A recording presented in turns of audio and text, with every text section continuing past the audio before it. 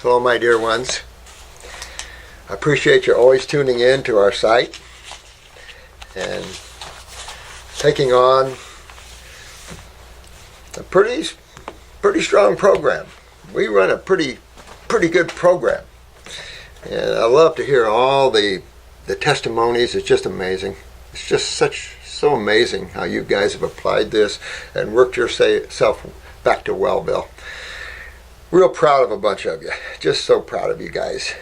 Thanks for the 3 lovely ladies that came in for visiting. Weren't they lovely? They're from Canada. Nice ladies. And I thought afterwards that I probably should have done a little round table with them and talked with them about their journey, but I think a couple of them are fairly new to this. But it'd be nice to have some interaction so you can see other YouTubers who come in here and just off the cuff, what's your journey? How you been? Tell people how you've been doing, I like that because then it helps to verify and validate those things that you're going through. I mean, we can talk about chemistry and we can talk about the lymph system and all this, but it's a journey. It's definitely a big journey. So I wanted to, somebody's came out over the last couple of days, and this has to do with a gentleman named Dustin and a lady named Natalie. And these guys are, there are always people out there that love to stir up troubles. And this Dustin character, we're looking him up and turned him over to our attorney.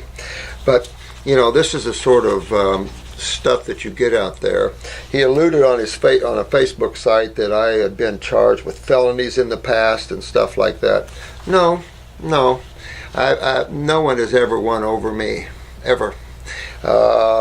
States have tried.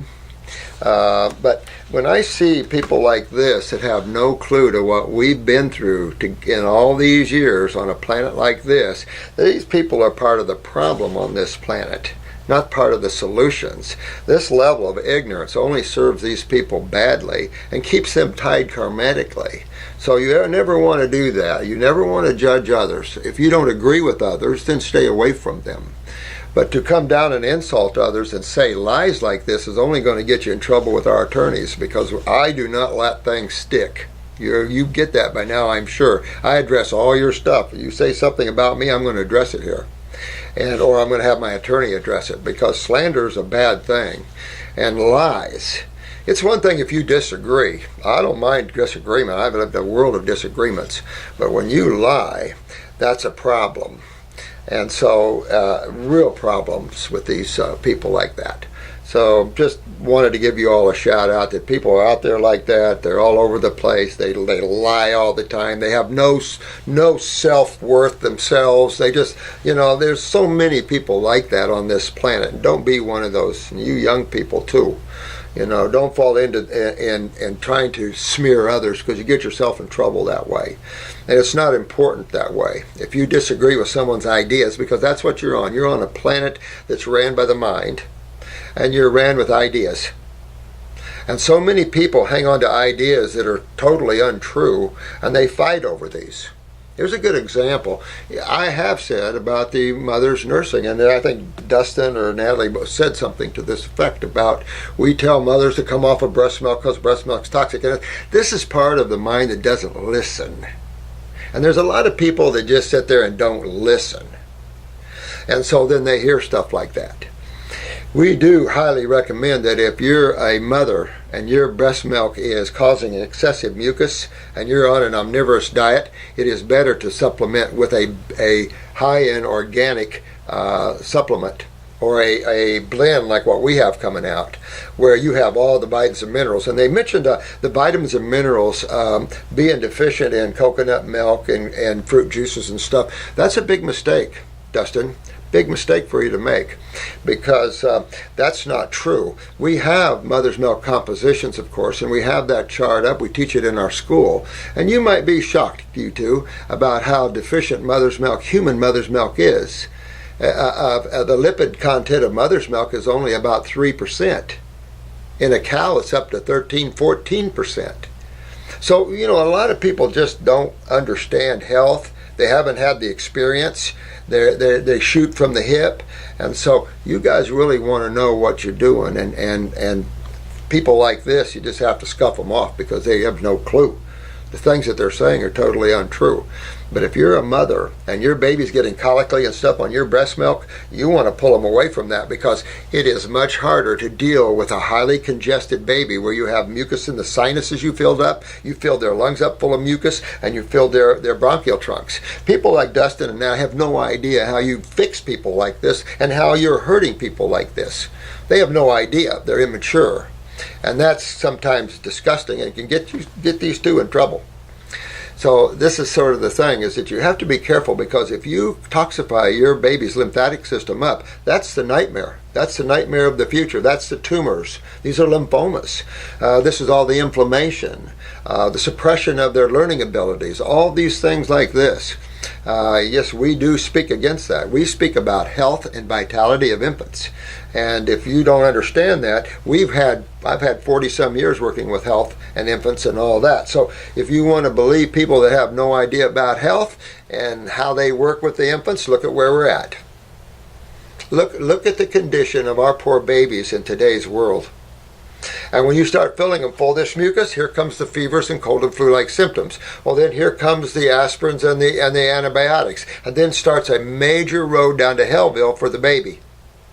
And we will protect our babies always protect our babies and make them grow up strong and awake and aware. And if Natalie or Dustin doesn't get along with that, then get off our site, get off all these sites and go play in your field of dreams somewhere. Go play in a sandbox somewhere else. But I just want to say that continuing down that path is going to get you in some serious trouble with our legal team, because I don't take that kind of crap that you put out there like that. But it's enough to say I'm proud of each and every one of you, and getting our youngsters back in a state of wellness is important. You know, when you're nursing a baby for 2 years with mother's milk, that is way off. Way off. Even a year, you have to be real careful. And that's mothers that are doing totally raw food diets and that have cleaned themselves up a little bit, because remember, the baby becomes the mother's lymphatic system in the mom.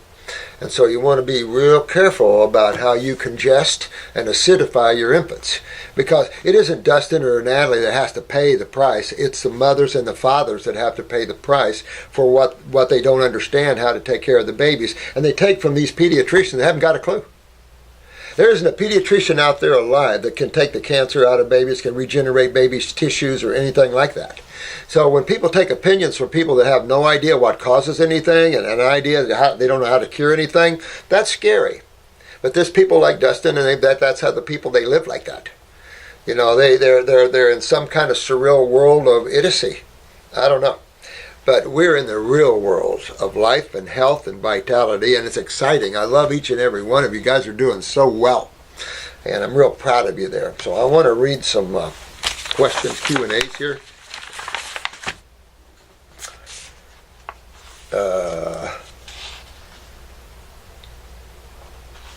Hi, I'm currently a student. Maybe this is not YouTube. Let me see here. A student at Southwest College of Naturopathic Medicine in Arizona. Very familiar. I'm in the Naturopathic Society Club. We focus on bringing information to students about vitalism and making sure they leave school with a clear understanding of naturopathic principles. Well, I hope so, sweetheart, because I'll tell you this. I'm very familiar. Oh, this is Aaron. Hi, Aaron. Sorry. But I'm very familiar with Southwest. They tried real hard to get me and Jensen particularly to be on their boards, and no. If you're going to come out of naturopathic school with true understanding of naturopathy is the study and science of nature. So naturopathy looks at chemistry, physics, in the study of the chemistry of foods, the air, all the things. We study everything like that. Medical people study diseases that they fabricated. We study how the world works. We study the chemistry, the lights, the colors. We study everything. Because if you don't understand pH factors and you don't understand things like this, then you don't know what's going on in the body. You don't understand the base and acid connection and those two effects of each of those sides. And there's just a few things that we have to understand simplistically. And you want to always keep it simple. Anytime you want to get to intellectualism, then you start losing the day. because then you start arguing over theories and stuff, and it's just not worth that sort of thing. I like actuality. I want to see what works in actual practice. So we have a ton of infants that the mothers had to come off of the milks at 4 to 5 months, and we have some extremely smart and healthy babies. I think this whole idiocy and idea that mothers have to have them breastfed for a year or two is going to change here, as we learn how we're toxifying or how we're building lymph congestion in our babies. And this is the side of life you don't want to build up in our babies. I spent a lot of years in St. Joe's ER, and you see it all the time. Mothers, being a not-for-profit, the mothers coming in with their babies and, a cold and flu-like symptoms and things like this. Here's a little Tylenol, baby aspirin, here's a little antibiotic. Boom. Well, that doc just locked everything in, just shut everything down that baby was trying to eliminate, shut the fevers down, shut everything down, and now the mother doesn't know any better, so she's continuing to feed him the same way, and the baby just gets worse and worse. So the next time it's a little bronchitis, and the next time it's a little more, and the next time it's a little more. And this is the how it goes. No one is stopping and thinking. They're just thinking about treating symptoms. We were into that discussion this morning with Marcia and nitric oxide, and I think I did a video on nitric oxide because somebody asked me how come nitric oxide is lower than in older people than in younger people, and it's like, look, you don't want to even go there with nitric oxide. Highly inflammable, highly toxic, and people are using it for sex and things like this, and it's like, excuse me, we have to become a little more civilized. In those sort of things. The supplementation of nitric oxide, I'm amazed the FDA even doesn't get on this one. That's a pretty toxic event. And it's like, oh man, be careful what you fall into. Go back to nature where it's the simple fruits, berries, and melons and the simple herbs that heal and rebuild and regenerate the body. Things like that. There's herbs for everything out there. And incredible so. And to insult the botanical kingdom would be insulting your creator. But there's some people at that level. There's some people that just are so lost. Like poor Justin, these people just get so lost that they strike out at others. Oh, they're going to call and find it. It's like, do all you want, guys. I'm very secure in my position. I've been here a long time. I've been through an awful lot. And yes, a lot of us has been through hell trying to get this information to you. The medical people have dominated this world, and therefore you get to see what it looks like. So those that buy into that, take a look around and see what the deaths are. It's astronomical. When you're the top killing of humans on the planet, and yet you call yourself a health modality, something wrong with that picture? So this is part of the problems. People have to wake up on this planet. And tearing down others that have worked hard to get the information to you to help you is not the way one should go about it. I've been so inspired by Dr. Morse's YouTube videos and would love to have him as a guest speaker for our club. I'd love that. I would definitely love that, Aaron. Would Dr. Morse be available to do a short Skype interview for the members of the club? Be happy to. Absolutely. Be happy to. Because we all as naturopaths have to get to understanding the great lymphatic system. You understand the great lymphatic system as we're teaching it, and because you're seeing them verify it as they discover the lymph systems now, you will have the key. You have the golden key. When you understand the body's lymphatic system a little bit, and you understand the need for a sewer system in the body, which Justin doesn't seem to agree with that. Doesn't seem to understand that there's sewage created, metabolic waste created, need to come out of the body. Doesn't even seem to understand those things. So when you don't understand things at these levels that we're at, you make yourself look foolish and ignorant. It's just unbelievable. And they're out there like this. It's too bad, because there's a lot of good information for the public that we have that exposes the untruths that are out there. And you young ones want to be real careful about buying into things that are untrue. It's a big sales pitch. I remember Jesus going back and calling it the marketplace.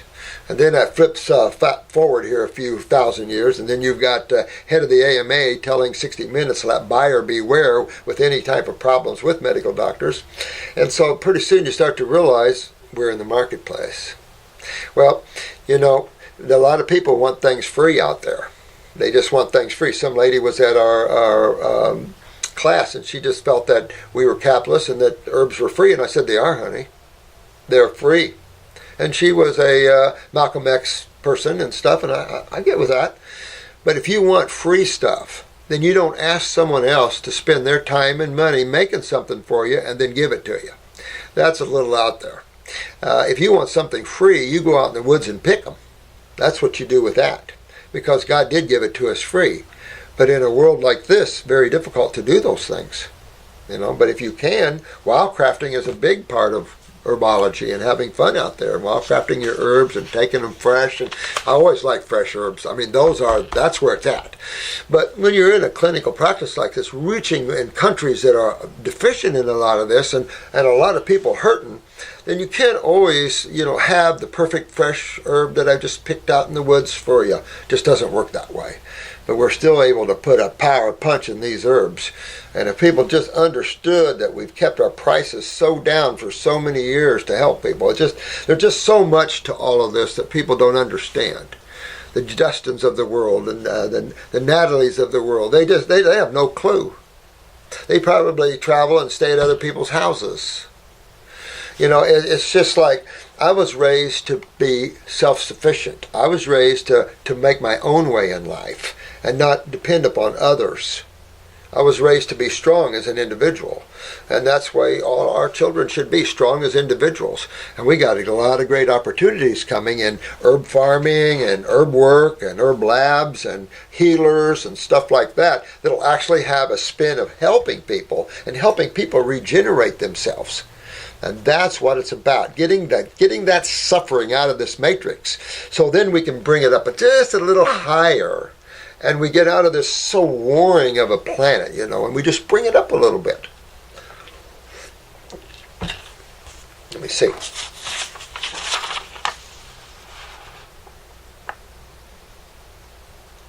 Oh, okay, I'll talk to you, Beatrice.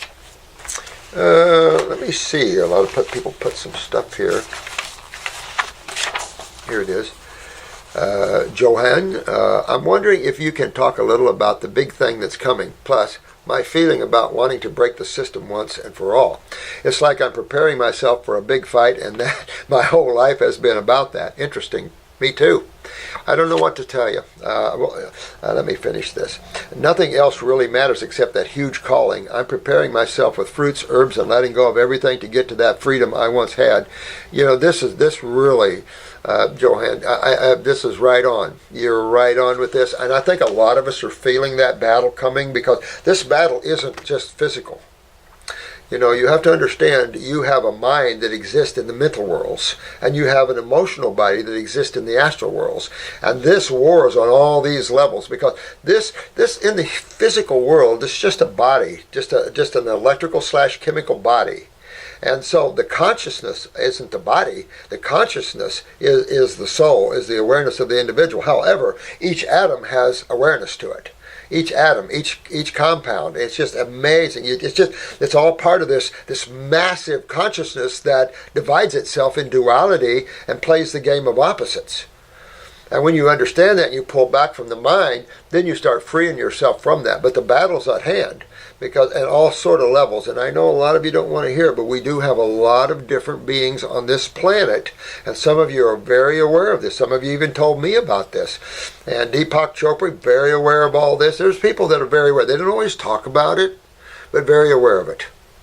And so it's enough to say that be strong. This is the time, and I teach it in my classes, this is the time to man and woman up. This is the time to be strong in yourself. Not aggressive on others. Be strong in yourself. Be true to yourself. Be awake. Because people are just like this Dustin and this lady. They're just walk-ins. They're just people you can walk in and out of their consciousness. There's nothing there. So this is part of the problem, that we have to be careful and watch ourselves, because that's when you get walk-ins. That's when you get visitors and stuff like this. And it's like a lot going on here in this planet, and I do believe you're going to see a lot more destruction before you see some positiveness. We're bringing the light in, that's for sure. All you guys, so there's a whole big movement on our side that's just gorgeous, just beautiful. I love to see that. And this is the only way you can counteract the negative. So many people are so lost in their minds that they're following this idiocy of the mind, and you can't do that. It causes like these two people here to say things that they'll regret. It's just like these are things that you have to be careful with. But this is the sort of thing that the negative forces uses, and it'll get bigger and bigger and bigger, and will be attacked because it's just the nature of the beast. I've been attacked by states, of course, and stuff like that. They didn't want health, but you have to understand that if you want any awareness at all, it's a battle, because this is social consciousness down here, and if you want to uplift the consciousness, it's always a battle. Go back to the Vietnam War and that level of thinking, where at Kent State, this one girl was shot by our own soldiers, of course, but was shot, and she ended up in the hospital. She was on the news a little bit, and when she got home, her dad said, "I saw you on the news." He said, "They should have killed you." And I go back to that, and I'm going, what? That's how locked some souls are here in the drama. And they're so locked, they're so unconscious, that their worlds are so small. And we don't have to live in those worlds. And we are bringing such a light and a power to this planet that'll over supersede these souls, and they'll either awaken or burn and continue to go down their road. But you're right, I don't always see, I'm not always a seer, but I'm a feeler too. And that's, you can feel it coming. Even, like I said, the Hopi elders, the Sioux elders. I mean, when these elders came out and said, I have that information, maybe I'll put it up on the website sometime for you if you're interested in that, but about within a short period of time, months, the Sioux and the Hopi elders both came out individually and spoke about the fact that their elders have been teaching them, passing it down through time to bring it out at this particular moment, and that man has corrupted the earth so bad that it needs to cycle through detoxification, and man might have a little problem with that. So I don't know. It's enough to say that if you look at Nostradamus and you look at the Bible, and then they found part of the Bible with all the letters and numbers that spells out people's names and everything. Pretty interesting stuff when you take a look at all that. And I see all the spiritual beings coming to this planet. So yeah, big things are changing. But I also see a lot of upliftment. Look at what some of you guys are doing to yourselves and pulling yourselves out of these things. It's amazing. Beautiful work. And I know some have been working on it hard. But look at what you've got now. Just look at what you got. It's just amazing.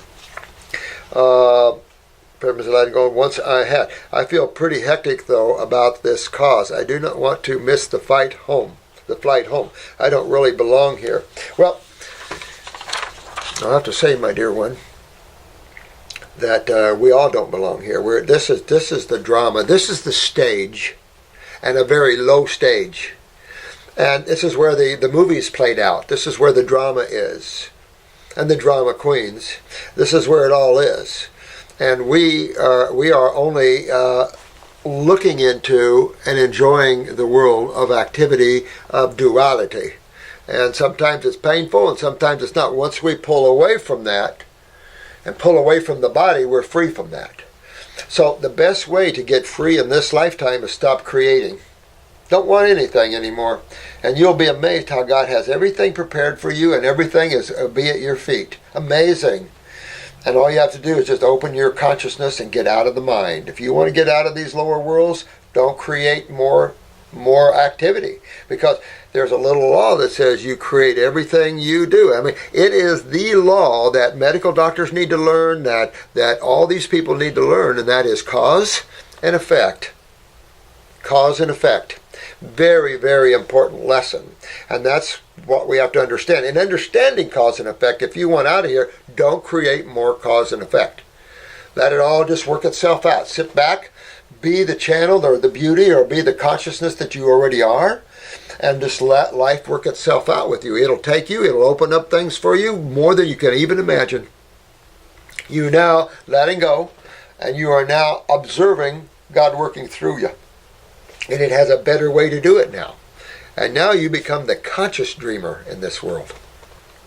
But if you want freedom, then you don't want to create anymore. Learn how to stop thinking and stop desiring. It's one thing to go buy something if you need it, da-da-da-da-da. Don't let anything stick. Don't let your material objects own you. Be able to buy you a new car one day and turn away from the next and say, you know what, I like that one over there. I mean, don't let anything own you. Because as long as you let all these little pieces that you've created own you, then you're less of consciousness. And so, who cares about material things? Here today, gone tomorrow. Who cares? Doesn't matter anymore. Things just are built one day and fall apart the next. What's real is you. That's what's real. Is each and every one of you, deep within yourself. That's what's real. Not your physical body. That's not real. That's an atom rearrangement game. We arrange atoms to make this body. We arrange atoms to get this body. We play Lego games here. So where do you think all these ideas came up with Tinker Toys and Lego sets and log homes and these things like that we all grew up with? I didn't grow up with Legos, but that was way after my time. But there's always been these erector sets and things like that where you create.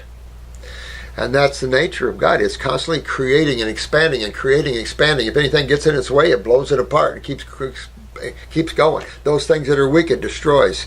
And it's just, you just have to look at that and really get with how nature is and why it is that way, and then kind of align yourself with that. But that's a really good question, I'm off to tell you, before you spiritual people out there. If you want to be free, quit creating here. It's a lot more fun to be free from creating than be creating. You'll see what I mean, because you see so much more, and you're in a place of freedom and ecstasy and joy. And there's nothing like that. It takes a while to work that and to get yourself not thinking, because you have to get dressed. I had a friend once, and he said, I'm just going to get all white robes in my closet. That way I won't even have to get up and think what I need to wear. I said, you know what, just getting up and thinking you have to put something on is a thought. So you have to just learn how to separate yourself from your thoughts. You can still be in the now and still think, but you can be observant to your thinking processes. It takes a little work, a little playing with that. But why not work yourself in areas of getting away from this instead of areas of pulling yourself back into it? You know, this is, you're the one that has to experience these levels. And they're more fun if you're detached. Review that movie of Michael with John Travolta and look at the detachment as an angel that he had. Didn't care. And that's the point. This is just creation. You come to play. Some play isn't so fun, you know, and some play is really devastating, and yet some play is very, very fun. So, I don't know. Beatrice, hi, my dear. To the great man, oh, thank you, sweetheart. I just wanted to thank you for your personal answer to our YouTube, oh, thanks, honey, about our daughter's ocean skin issue. Ocean. What a beautiful name. I love that name, Ocean. Boy, that gives an unlimited perspective of this little being.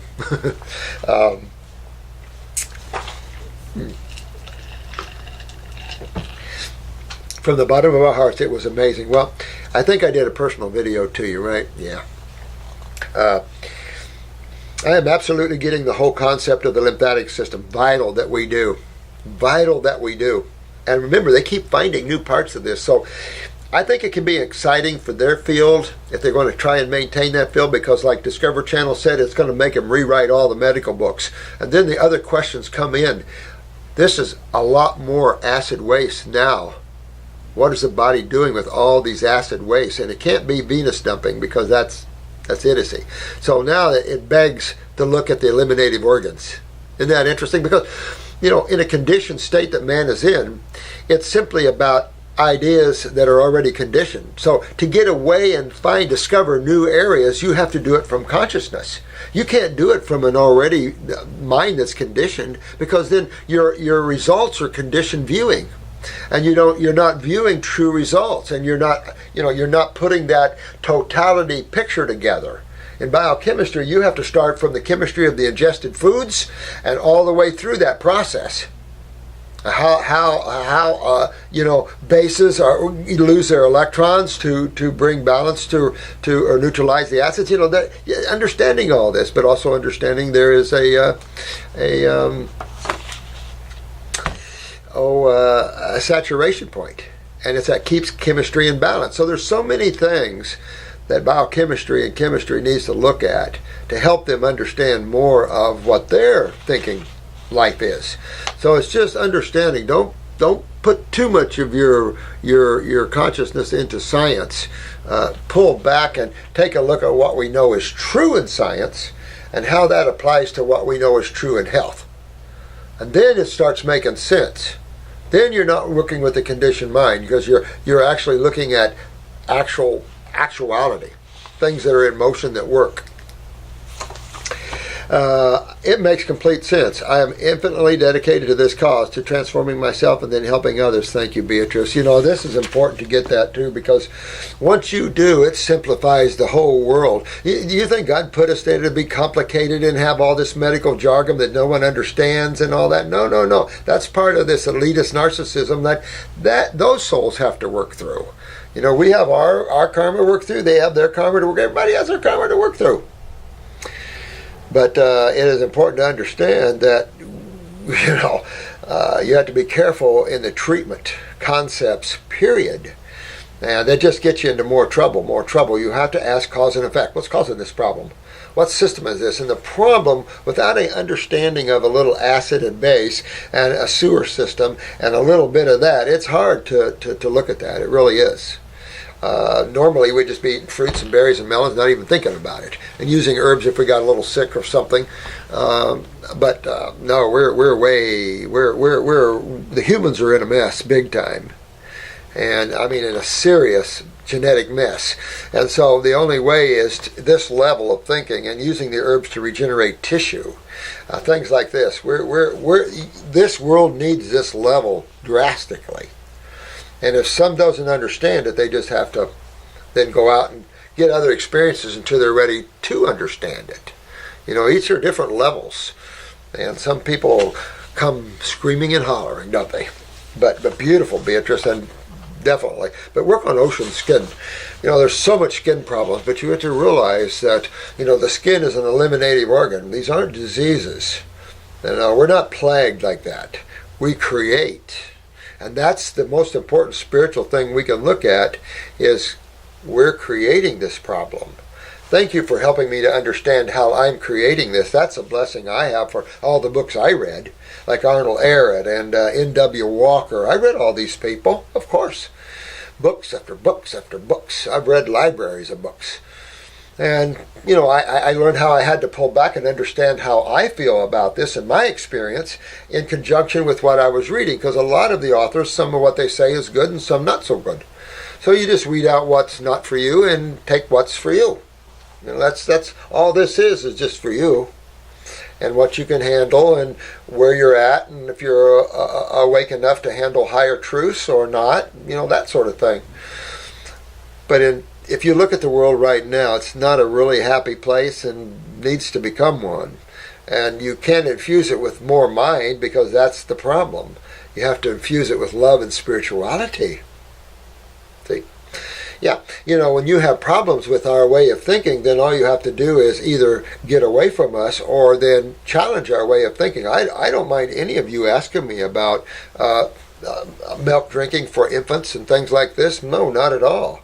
Because when you tout nutrition, take a look at mother's milk and the lack of nutrition that mother's milk has. And if you don't know the composition of mother's milk like Dustin didn't, and then he's ranting and raving how we need all these vitamins and minerals that I guess that all these fruits and berries and melons and coconuts don't give you. See, the problem is with our mother's milk formula, I had to keep cutting it down and cutting it down and cutting it down. Not building it up, cutting it down. Because mother's milk is very deficient. Humans' mother's milk is very low in things. But we're talking about little bitty babies that are 6 to 12 sometimes, pounders.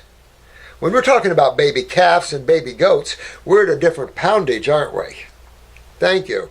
So you're looking at different species and at a whole level of differences in consciousness.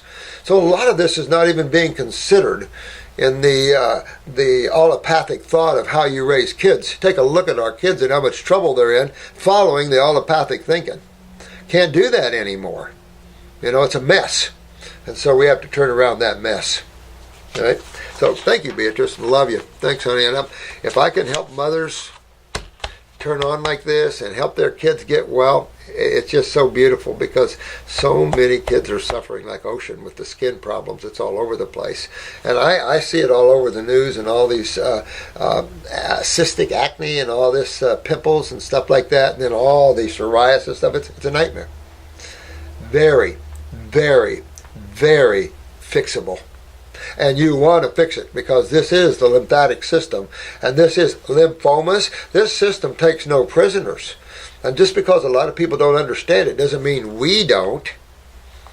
Different people understand at different levels, and we have to give homage to that. Some of my spiritual beings that I work with, they understand things a lot deeper than I do. I don't judge them on that. It's like, oh, what do you know?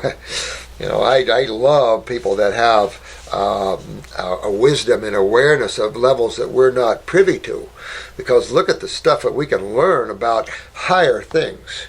We're still wallowing on this planet a little bit like ostriches,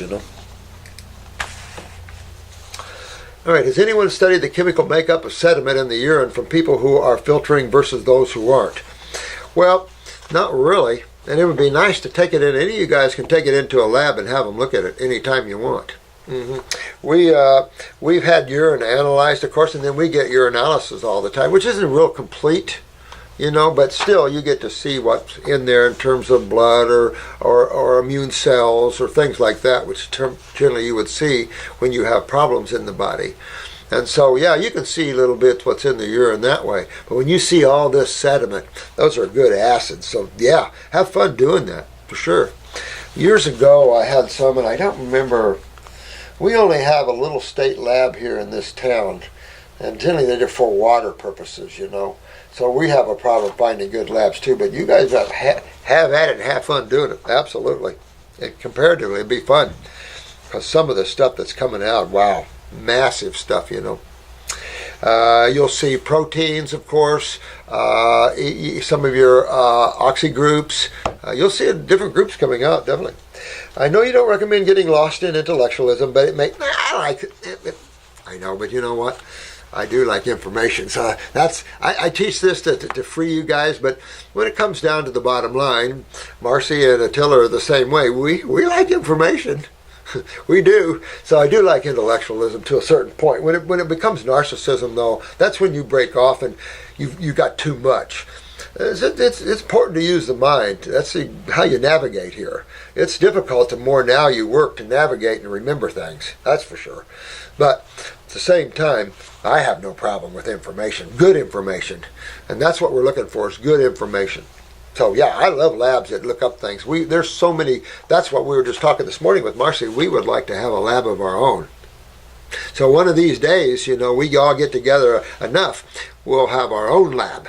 Because we got a lot of questions, so many questions about chemistry and stuff that they need to discover. So it's exciting stuff. Oh yeah, no, I like this. Oh yeah, Mummufucca. Oh, that's a different way of pronouncing it or spelling it. Oh no, I like that. I like that. Anytime we can have information, because the more information we have about stuff like that, we can show the public. Now look at all these acids and metabolitic byproducts in your urine. Yeah, good stuff, absolutely. I'm all for all of that. I'm not for hiding nothing. As you see, we're about opening up the world to this, so we're not hiding nothing. I have nothing to hide at all. I don't have nothing to hide in my previous education. I have nothing to hide in anything. You have to walk in our shoes if you're a natural healer to understand what we've been through. And Dr. Jensen, even worse. He always had people that didn't like him or had a bad thing for him. And he would tell me nightmare stories. And it's just, that's what's out there. But these are lost souls that are channels for the negative forces. Like Dustin and Natalie, they set themselves up for channels for the negative forces. And as long as they do that, they're going to get walk-ins. They could get all kinds of problems. And it's like, nah, guys, you'll be better served if you just got away from it. If you don't buy into it, do whatever you want. But trying to demean us is not how you do it. If you have disagreement, show up some evidence. Stefan, hi, I have a few questions. What do you think of all the fast starch or insulin kick from your melons and grapes? I think if you get an insulin kick, hang in there and keep riding it. Keep riding a fruit and berry and melon diet on a type 1. I take it you're a type 1. And so if you're going to do that, I would ride with that and get through glucose loading or glycogen breakdowns and get through all that and watch, because it doesn't take long to balance out that. We've done this over and over and over and over again. Now, you might be some brittles out there that are a little brittle with that. You might see a little bump with that. But all in all, if you're dealing with insulin or metabolitic problems with blood sugars, it's obvious you're going to swing to the simple side of sugars. And you can't eliminate sugars because that would cause you death. So you can't eliminate carbohydrates. That is the essential energetic food for most species. And elimination of a carbohydrate would mean death. You can't, proteins are not used for energetic factors. And so that's why they're the less on the scale. They're under carbohydrate usage. Our predominant food is carbohydrate, and look at mother's milk to prove that. The carbohydrate level of human mother's milk is up there, I think, around 7%. Protein is below 1%, and lipids around 3%. Well, the only milk even close to that is baboon or primate milk, which they have a little more lipids. I think they have a 4% lipid base. Now again, these are from unhealthy human mothers that these statistics come from. The ash, or the nutritional side of mother's milk, is so low it's not even funny.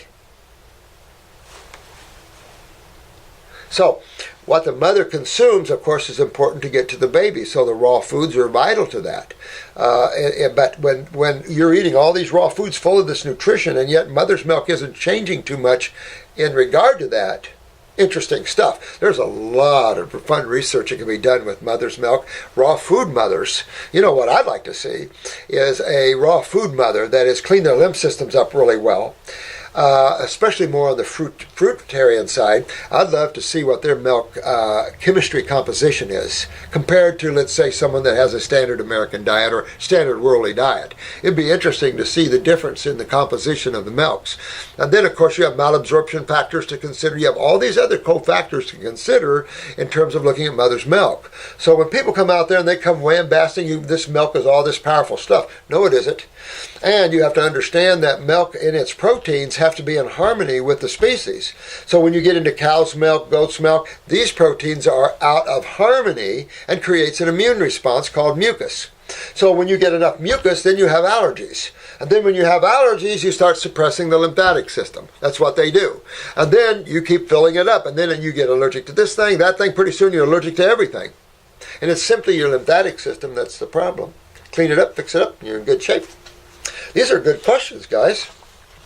But anyway, keep writing with that, because simple sugars are really key, and fructose does not require insulin, and you'll prove it to yourself if you keep going on that.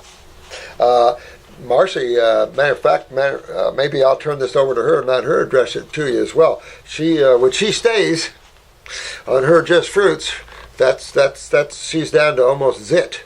And we've done this over and over again. Matter of fact, we had an Amish healer pulling this right and left in Amish community on type 1s, putting them all on fruit, and it'd be the only way they stabilize their blood sugars. So I don't know what to say about that. If you don't stabilize and keep working with it, it'll definitely be a lot lower, and you just keep working with it, and you keep working with your insulin levels to lower, using the least amount possible, realizing that insulin is a hormone, and that by consuming it at these levels can make the beta cells stop producing it. So, I mean, just be smart about all that. And work with that, or have your medical doctor work with that if they're willing to.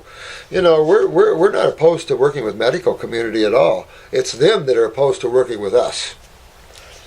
And if you're going to work with us, then you have to have a little, niceness to you. What's your protein source? Is that what you're saying? What's your protein source? My protein source, I hope, is none.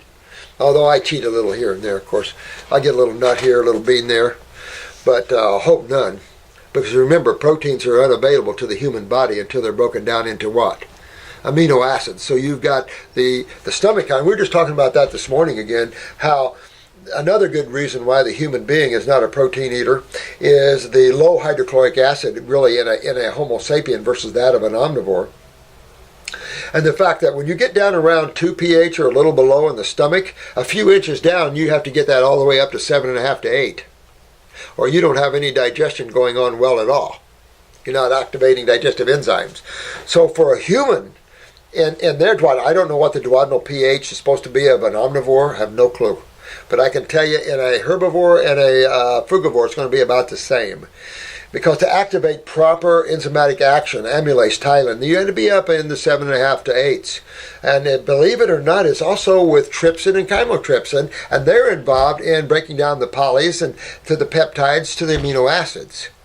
So it's just only the hydrochloric acid is involved in ripping the protein apart. Well, when you understand that, then why would you eat a protein if your body can't use it? Why would you think that it's some big important thing to have in your body when it's an acid hit? The body can't use a protein. The body requires some amino acids. But why would you think that? And that's part of the problem, especially when you want health and vitality. The complex amino acid source is highly acidic. And that's a lot more nitrogen, phosphorus, all the things that counterbalance sodium, potassium, and particularly the twin sisters of calcium and magnesium. You know, you start bringing up phosphorus, guess who's going to be going bye-bye? The twin sisters, Cal Mag.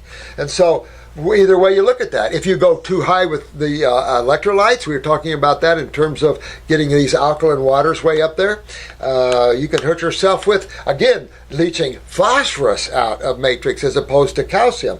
You know, you've got the twins, you got this rhythm of the twins, acid and base, and these two have to be ionized properly and reach saturation properly. And that's more than the average person can understand, nor more than actually chemists can understand, in my opinion. I have had a lot of chemists come to me in trouble, and what I see is a big lack of understanding of the chemical world and the interactions of diets and things like that. So I don't know, it's just what I see. How do I get protein if I'm working out at a gym? Best Stefan from Sweden. You know you want to pump amino acids if you're working at the gym. We have a new muscle building form. It's called Muscles by Nature. And I'm building this for Anton and Mr. Olympia, and what we call Mr. Olympia, and a couple of other guys there. I'm building them for all bodybuilders or people that want to work out, that want to maintain a base balanced chemistry, but with a higher level of amino acids. And that's what we're looking for. You don't want an acidic product when you're building muscles, because when you acidify your body, you just lost all your all your factors of health. So you're forcing bulk muscles, and let me tell you, in that process, you're breaking down your kidneys, you're breaking down your bowels, you're breaking down all the body in acidosis just to look ripped. And that's okay, but it's you that suffer. It's the individual that suffers just to trying to look good and stuff. You can look good and still be all raw, you know. You know, Alan, I show you his picture a lot. And you can look ripped and be healthy ripped and have the flexibility. We talked this before. I'm a martial arts person, so I like the flexibility and I like the quiet mind to perceive the moves. So there's a lot of levels that are fun in this you can get into. But if you're going to work at the gym, I would detoxify slowly. I wouldn't even think about detoxification too much if that's your goal, is to just have a ripped body. In that way, I would pump green juices big time, and I would pump alfalfa like it's no tomorrow. I've got alfalfa juice powdered. I did add Corella in there for them, but I generally don't do that. But I've added a royal jelly, some real power hogs in there in terms of chemistry. Hard to get more chemistry than this in nature. Matter of fact, nobody gets more chemistry than this. All the superfoods. At a point, too much chemistry then becomes a problem. You know, even beneficial chemistry. You know, more is not better. From Justin or any of these other people, more is not better in any way of the imagination. You would be better suited to understand the species that the Homo sapien is at. Look at the primates, comparative species pretty much, and look at that as opposed to crossing species like, well, cats are eating proteins. Yeah, well, they're a carnivore. Well, the omnivores eat not much. When you really look at omnivores, not much. Dogs more than anything. But now you're looking at this good dog food coming full of veggies. And veggies are actually least available than fruits to omnivores because omnivores have a smaller bowel than we.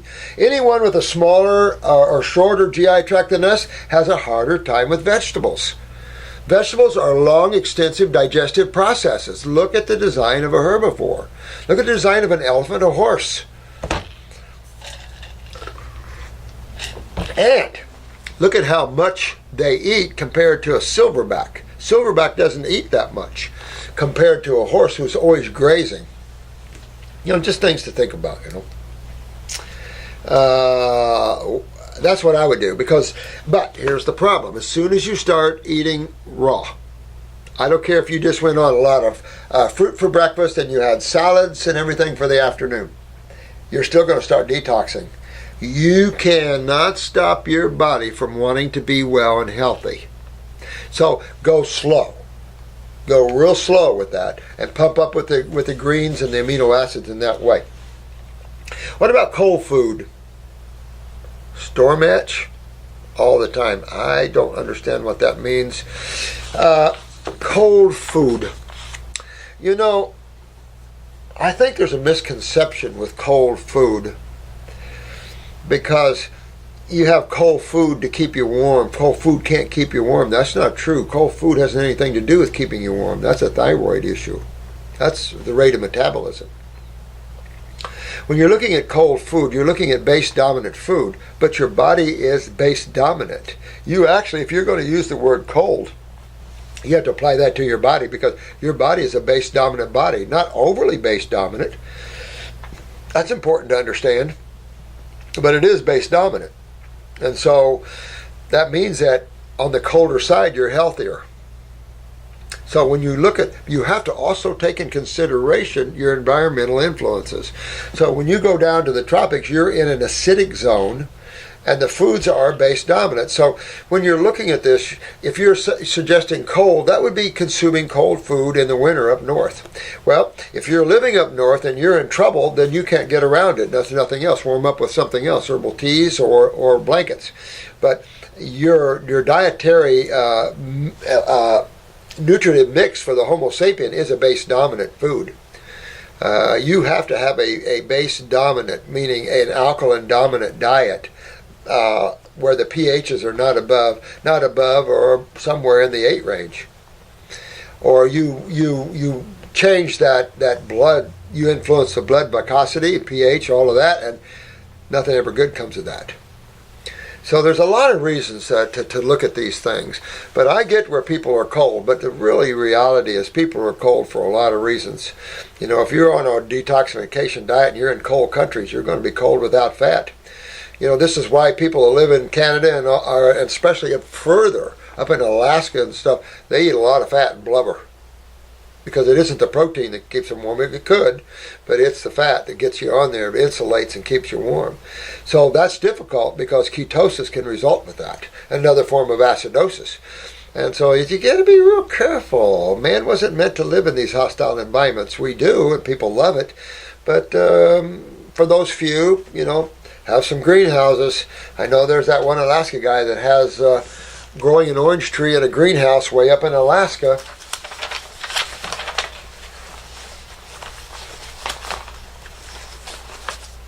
Beautiful, beautiful, beautiful done.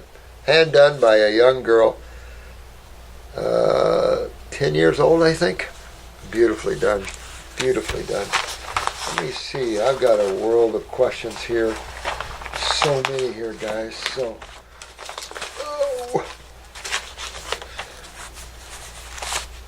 Oh, man. All right.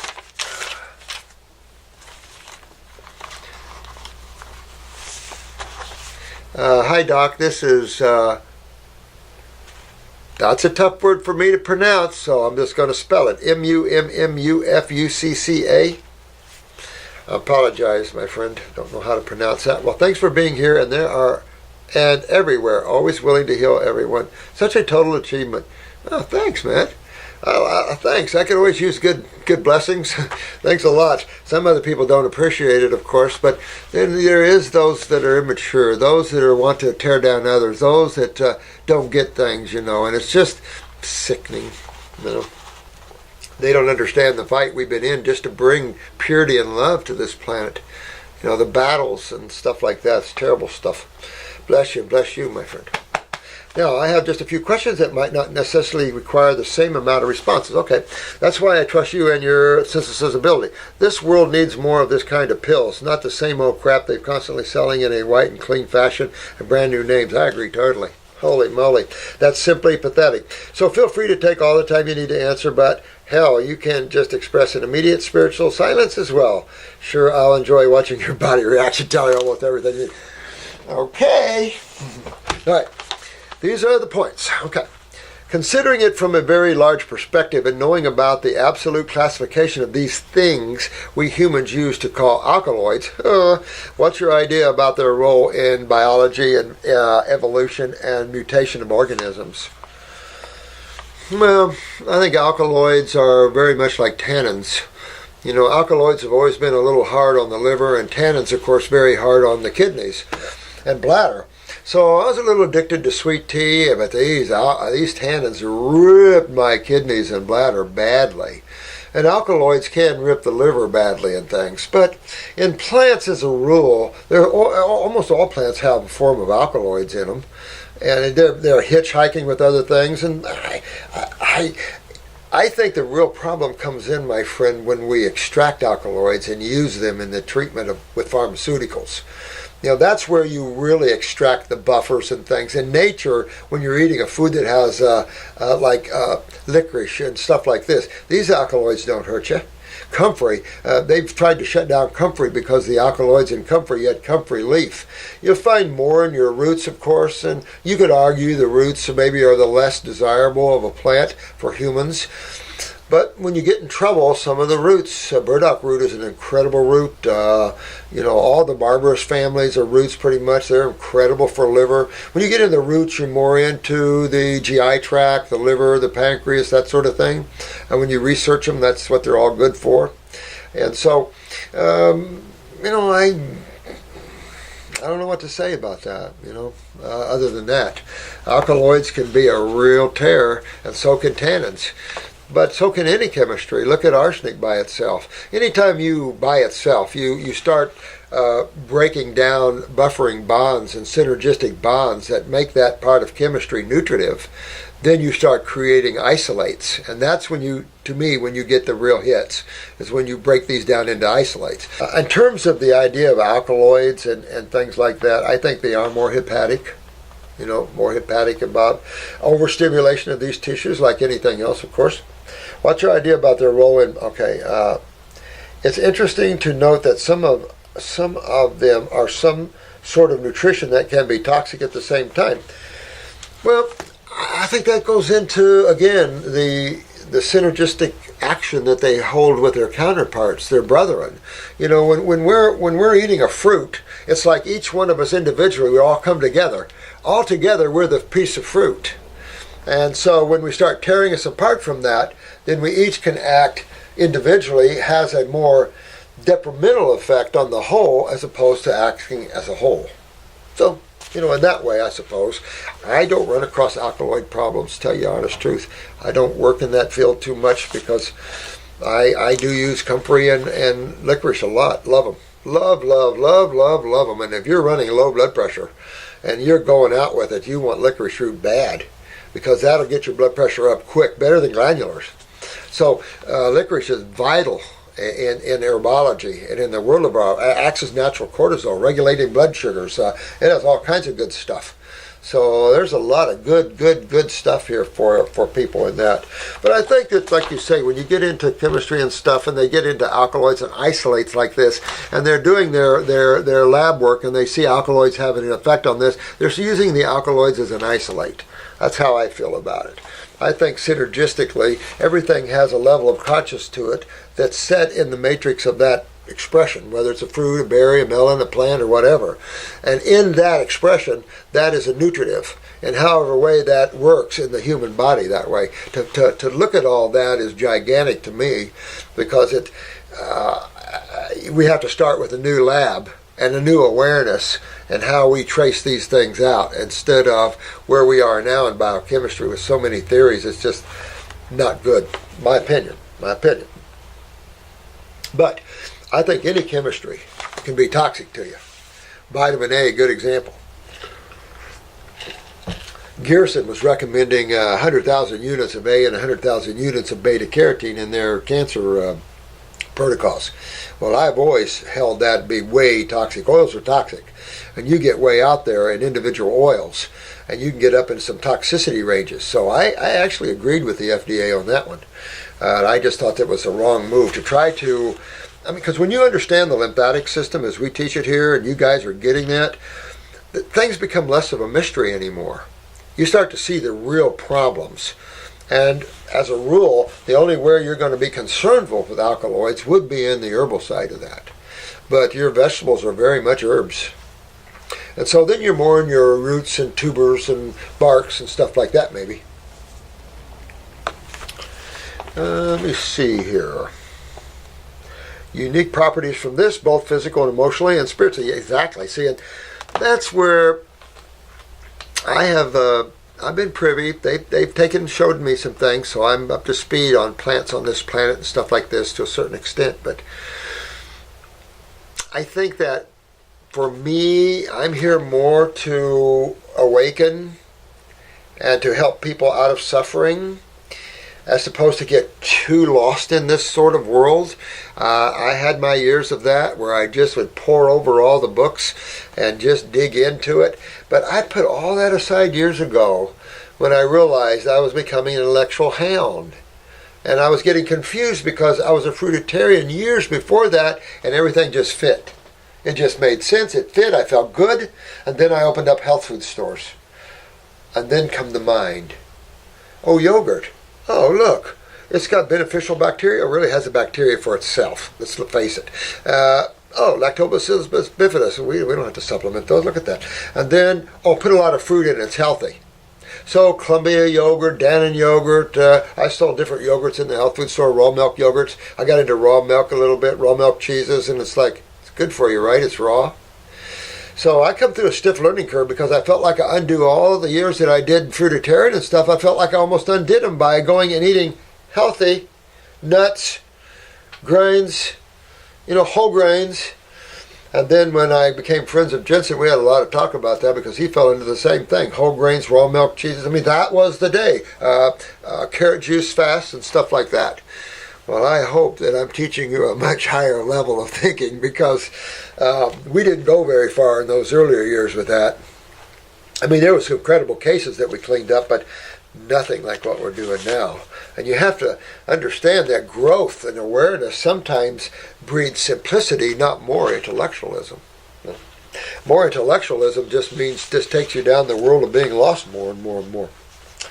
Very unorthodox behavior from these compounds. Yeah, well, you always have your radical components, I suppose, but when you lose your buffering friends, you can be a lot more radical, like arsenic. There are a lot of things like that, cyanide and apple seeds and stuff like that, guys.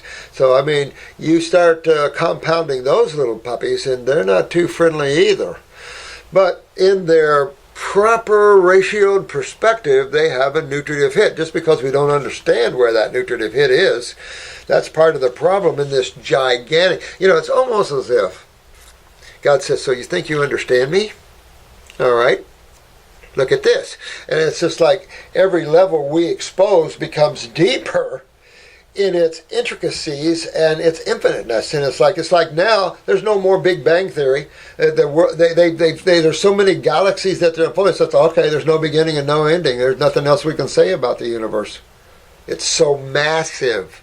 So I think really to the point is we need some good labs and some good research in the future. And I'm hoping if Discovery Channel comes aboard in any way, that will excite them to take a look at some of these things, and just excitement after excitement, because we can prove that we can regenerate you at levels that are just shockingly decrepit. We can regenerate you, and that goes a long way in understanding. So now what we have to understand is explain that in the world of chemistry and alkaloids and things like this, and that's a hard chew, because we can't even explain how we are treating diseases and killing all these people in chemistry. They can't. They don't even understand how their chemistry is killing all these people. So you see where we are? I wouldn't worry about it myself. It might be a cop-out thought, but I'm not into so much of that sort of thing. and deep relationship with the neurotransmitters and precursors. In addition to all the bunch of things we know about that from different scientific points of view. Pretty pointless, especially from the neurological side. Yeah, I mean, there's a certain realm there that I wouldn't get into, like the precursors in the production of neurotransmitters and that sort of thing, because Jesus, when you're sitting down talking to your clients, it might be good verbiage here, I like to know, but when you're sitting down with your clients, if your brain is too crammed, you'll sit there and not know what you're going to say to them because you have too much upstairs. I remember my first appointment, I didn't know what to say to her.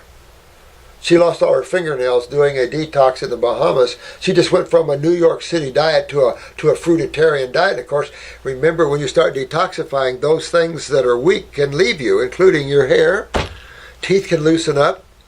Yeah, remember nature. Nature doesn't stand for weaknesses. So, you got to consider these things, of course. This is why in detox we say, sometimes slow up a little bit. Because nature wants to get rid of the things that are hindering it from expressing itself at greater levels. And humans have hindered that expression considerably. But I get what you're saying here, absolutely. But I'm like you. I like to toss things around. We chew on some intellectualism, Marcia and Attila and me. We love that stuff. Just we're looking to prove everything we do. We know we did it. Now we want to be able to explain it to you the best way we can in scientific terms. But again, when you're in a world of extreme theories, in a world where they don't understand chemistry, in a world where they're making toxic substances that have fatal events as high up on the totem pole, where they're maiming and hurting so many people, like the Accutane people, when you're doing it at this level, where millions and millions of people are being killed and maimed worldwide, there's a serious problem with this. And so we have to change. So then I think it's where we merge scientifically with that. Because it doesn't matter scientifically anymore. We're so hurting as a species, we're going with what works. Then we try to explain with what works through chemistry as much as I can, I don't get much below subatomic levels of explanations. I don't get much below the colloid science and the science of colloids, of course, and the electrolytes and protons and electrons and protons, that sort of thing. I don't get into the nano, sub-nano. I think these are levels man can't even go there and understand at all. And if you don't understand the influences of the inorganic chemistry, as I like to look at it, how are you going to understand the world of nano levels? So I think we have to shelf some things for a while, get people healthy. For those that are willing to look at labs and look at things that we're doing, absolutely, how we do those things, how we increase the medulla of the adrenal glands, increasing the production of neurotransmitters and the production of neurotransmitters out of the chemistry of one's being consumed. Yeah, all of that. How would you start explicitating? If you ever wanted to. I think that we can understand a bit more if we approach from a non-dual and strictly biological chemistry way, the way you usually do, I guess. Well, here's the thing. A non-dual reality is a reality of one. That's pure consciousness. The dual reality is chemistry and physics. And that's the dual reality. When you pull away from the dual reality, chemistry and physics merge and become pure energy, which then merges and becomes pure awareness, which is pure consciousness. As we move out from pure consciousness, everything then fractionalizes and becomes dualistic in nature. And then as it takes on its different components, it takes on different shapes, different sizes, different forms, and then you have different things to look at. Everything is based upon that. So pulling away from dual reality is pulling yourself back into the single reality of the all. You can look at it that way, or there's a lot of people that look at dimensions. You have a 3-dimensional reality, 5-dimensional reality, you have all those. But it's easier to look at it as dual single reality.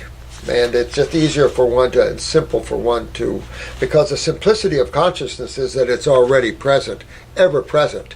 The complexity is how it manifests in duality and fractionalizes itself through magnetics first, physics, energy first, and then into the physical world, into isolates of chemistry. of elements and things like that. So it's just amazing. It's just amazing to explain it from that level going down. You know, how thought in its energeticness creates energy of movement. And of course, thought moves energy and creates form. Well, then emotions, of course, drives form, drives thought, the desire of that which is, that's the active principle. And then in the physical body, of course, is really just chemical processes and neurological processes. The awareness comes through the consciousness, seeps through all the body, seeps through all the chemistry, and seeps through all the atoms. So it's a big thing. We teach it in class. It's too much here, but we teach that in our class. And this level 1, I thought we did pretty good. We really went after that and brought that down from consciousness. And we have our new God Worlds charts. If you guys have seen them, printed charts of the God Worlds, and that's how you can have a better understanding of that. Or get Twitchell's work, books, Key to Secret Worlds, Tiger's Fangs, where he explains the different heavens, as Jesus talked about, the different rooms in my Father's mansion, the different states of consciousness as regarded into Buddhism and Hinduism, that sort of thing. Things that have been mapped out by the spiritual giants. Now that's fun too, and then looking at that.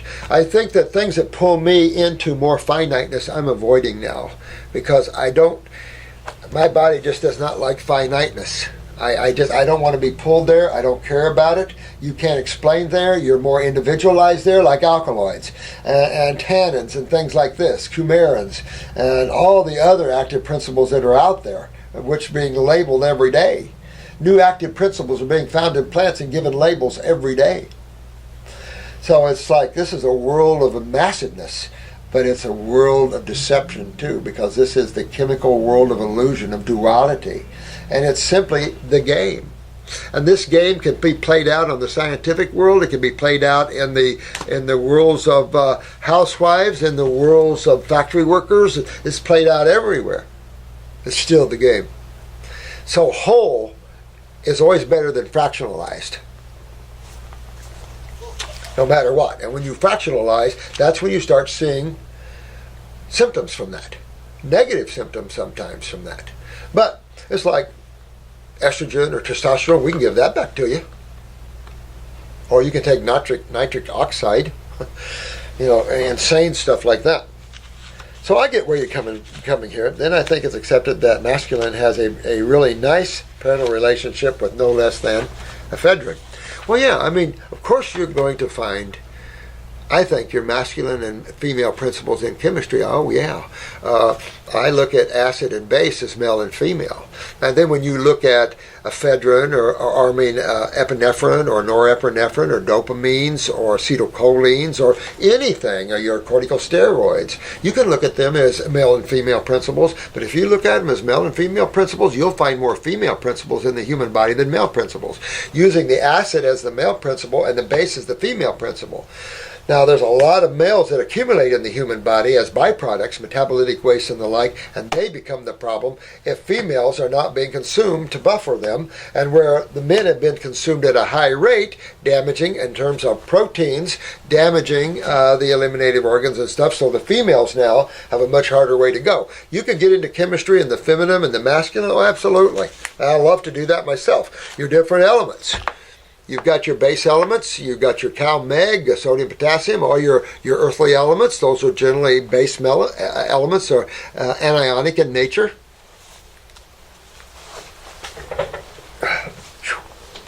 Still twerk my back. It's still a little twerk from the other day.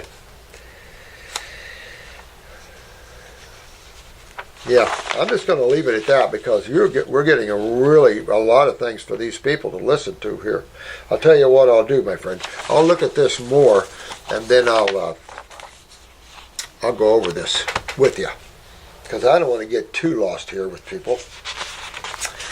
But thank you so much because I agree. But I don't have my head in isolates. I don't want to go there. But then again, I like good research, so it's that tug of war I have, you know what? You don't have to know everything about everything. It's impossible. And that could lock you into this world a little more than you would really like to. I wanted to find out what I can start with the fruit when I can start with the fruit. I am giving him banana and melon as juice, but he is on a standard formula. Oh, wait a minute. Okay, maybe this follows this one. Hello, Dr. Morse. Love your work. Love you too, Kim. A no doubt very simple question. However, I am new to this and want to get it right. It's okay with me.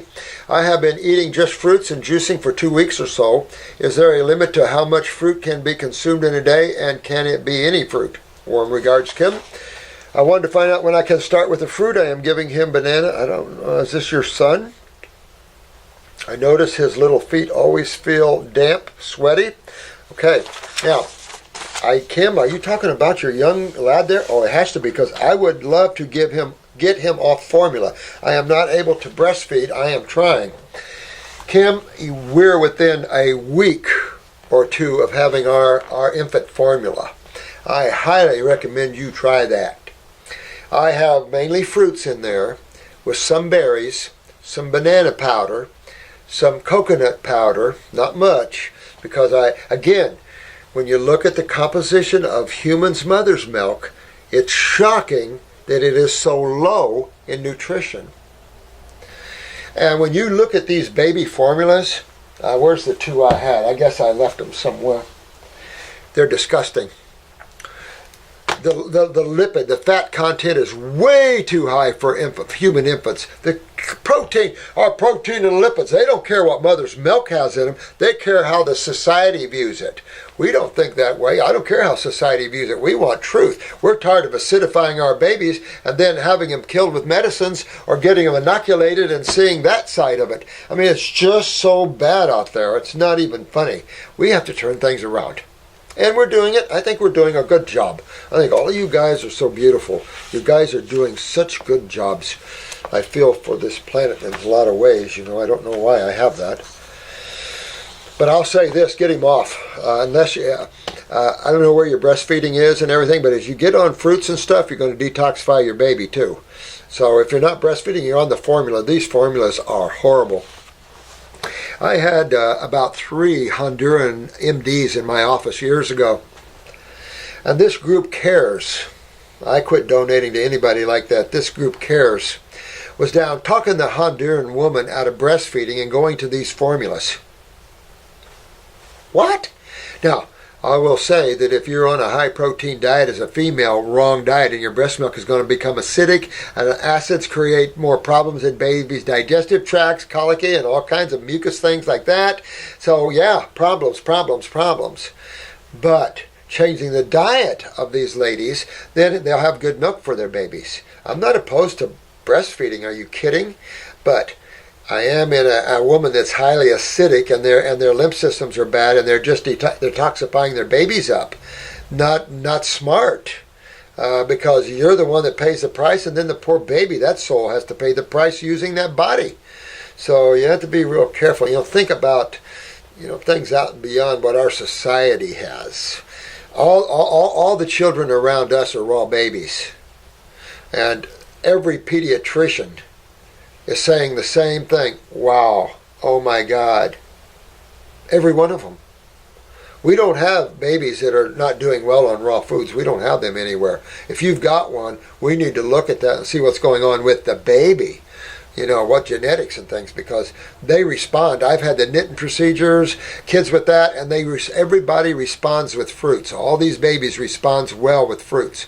I could tell you some stories. I just cried. I'm not going to tell you. Whew. These are bad stories of what they did with these babies. The medical profession, bad stories. When you tie the stomach around the esophagus so a baby can't throw up anymore and still pump them full of this high lipid, it becomes unreal. It becomes unreal anymore. Not good. This is a mad science at its very, very worst. Oh my God.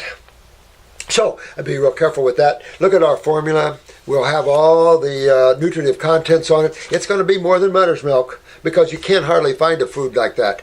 It's hard to put together a formula for babies that is not high nutritionally for us. And that's a problem because these babies, they're infants and they're little adults. They can digest well and everything else. But everything has to be in its own vibrational frequency for infants. And we are frugivores. So, and another thing with these fruit diets on these babies, you're developing their brain and nervous system way out there. And that's what these babies need because most of them have nerve rings. A lot of them are going into convulsions or seizures or ADD with a little thimerosal, whether they like to admit it or not. These are the babies particularly with the autonomic down, with the adrenals down and the nerve rings down. So by feeding your babies fruits, you're going to be building that. You're going to be strengthening those myelin sheaths. You're going to be turning on. Remember, the berries turn on the endocrine glands. How cool. So it's just a world of coolness out there. I'm excited about that. And we have a pure berry blend and we have a pure fruit blend coming. It's due in probably another month. It's just berries and another one is just fruit. So it'll be perfect if you want a little fruit taste in your water. Just to hydrate for babies. Fruit water, berry water to suck on. Good stuff. Or put it on your, whatever you want to put it on. I'm excited about some of our new formulas we have coming up. But this baby formula is just coming out for you. I wanted to find out when I can start with the fruit. I am giving him banana and melon as juice, but he is on a standard formula, HIPP organic formula. Yeah, I'll take a look at that and see what's in it and see those ratios. I think that's all good. I can tell you our experiences, and Jennifer's the one that's raised 2 babies raw, and she started feeding him fruit at 4 months. And we've had some women that had to get off of breastfeeding. They're so bad, and they're having so much trouble, and they went them on fruit at 4 months, and just the babies are just going better. So I think this idea, and you would want fruits with babies as opposed to meats. I've seen these men try to feed their infants meat. Are you kidding? I mean,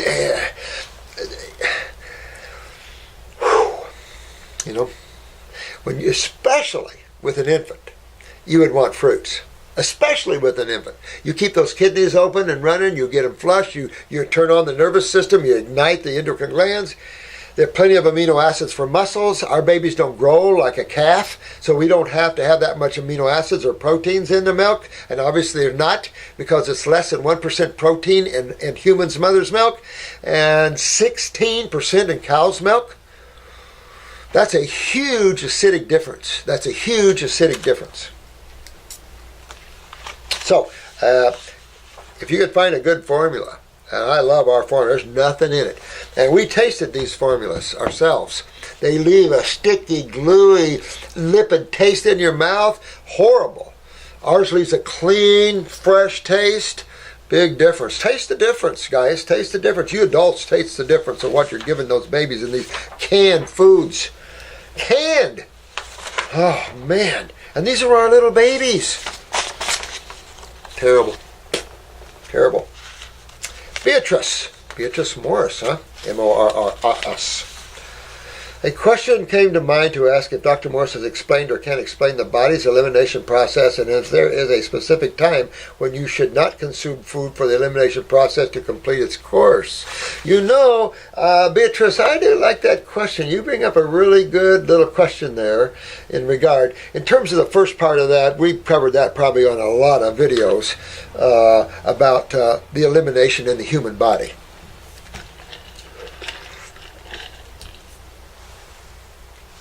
When you stop and look at the current thought, and this current thought of allopathy is filtered over into massage therapy, unfortunately, and probably in Southwest and Bashir too, is that the body systemically dumps its systemic metabolitic waste into the venous system.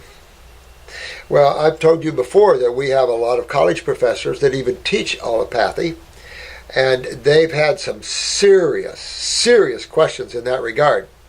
Now that they're finding the lymphatic system more, now their answers to that is coming to light.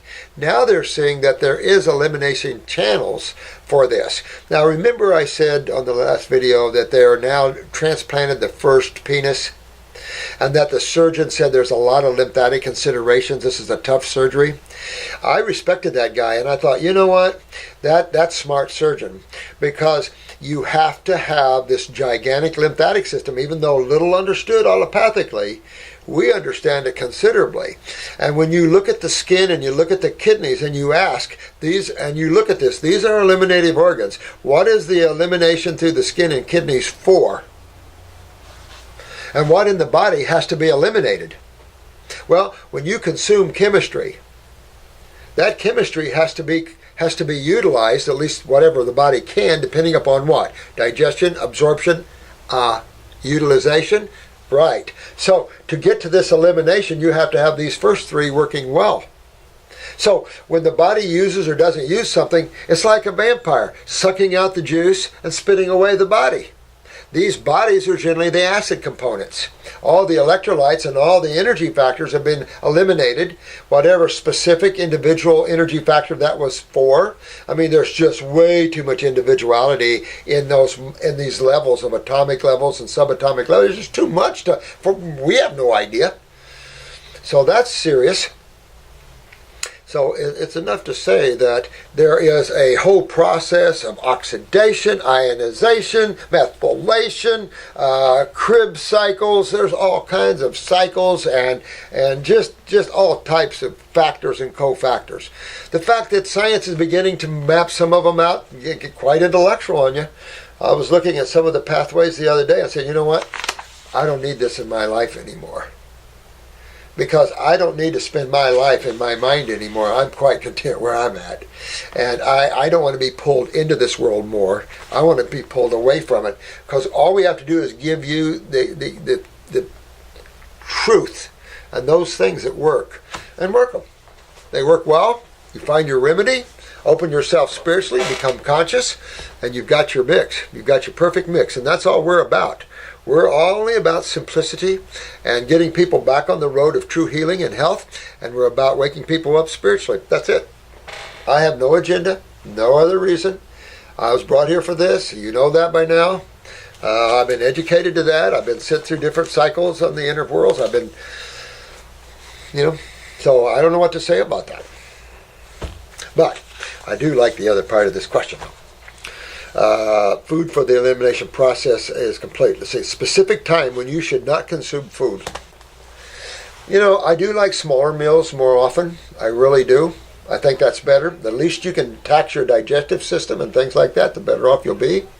So I like smaller meals more often. I think, though, that get a good night's sleep without food in your belly. I think that eating and going to sleep with food in your belly is not a good way to do that. And I personally think that the last food that sees your belly before you go to bed should be fruit. The simplest, the easiest to metabolize, digest, eliminate, all of those things. That's just my own personal opinion. So if you're going to do the salads, I think in the middle of the day is a better time. But then when you start thinking about detoxification, it's kind of... fruit is aggressive detoxifiers. Vegetables are slow. So you're going fast in the morning, slow at lunch, fast at night. I like more fast pace. But with that said, the simplest meal should be at night and also in the morning. When you're waking up in the morning, there's one system that you see everywhere in most people, and it's not the blood. It's the lymphatic system, the mucus in the eyes, the coated tongues, the foggy brain, the kidneys have to pee. That's when you have the tendency to see more sediment is in the morning. So this is all you need to break the fast from the night before. That's why breakfast is called that. It's breaking the fast from the night before. And you always break a fast, always, always, always, with fruits. Always. Something that's gentle, easy for the body to deal with, high energy, all of that just makes common sense, don't it? Absolutely. Because when you start fasting, your body starts shoving all the complex chemistry, all the proteins out. It doesn't want them. And so that's what you're seeing in your urine and things like that, different proteins. in the human body. And some proteins they think is natural is not. You know, a foreign protein in medical dictionary is a protein out of harmony. That puts a lot of proteins at risk because meat protein is out of harmony with the Homo sapien. The dairy is out of harmony with the Homo sapien. So there's a lot of foods that their proteins are out of harmony with the Homo sapien because they're designed for other vertebrates. So then we get the kick from them. But we haven't got through wallowing in the dirt with our heads and our minds. So we need to pull it up and accept the beauty that humans are.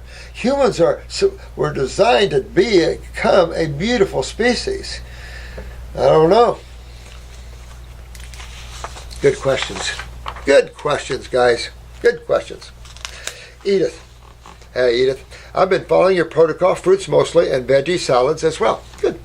I literally have the cleanest diet, most raw, vegan, and fruits, but I do not see a difference in my hair loss. You know what? I'd use upper circulation. Get yourself away from the vegetables a little bit and get into some higher detoxifications. Look at the GI tract. I mean, get on the 14-week protocol or get something like that to where you're going after the kidneys, you're going after the adrenals. Pull your eyes. Take a look at your lymphatic system. Get your GI tract cleaned up and get these sinuses moving. Get this head cleaned out. Because if you're not getting up there lymphatically, it's possible to be on a good clean diet and still see hair loss. Or, worse, still have a pituitary tumor up there and you're not having any changes. If you can put a screeching halt on its growth, good. But we want to start reversing it. And that is all about getting those channels opened. So just eating raw has never been just enough in some of these more chronic level cases.